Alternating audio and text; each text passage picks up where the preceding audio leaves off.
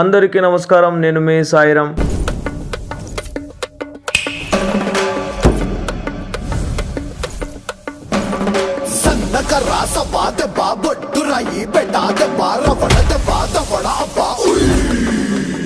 కుర్చీని మాట్లాడబెట్టి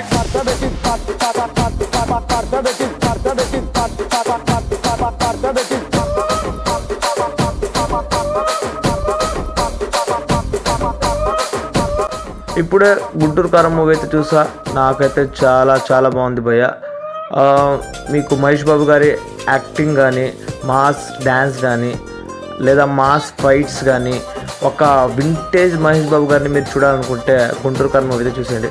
నాకైతే సినిమా చాలా బాగుంది భయ్య. మీరు ఈ సినిమా చూసారా?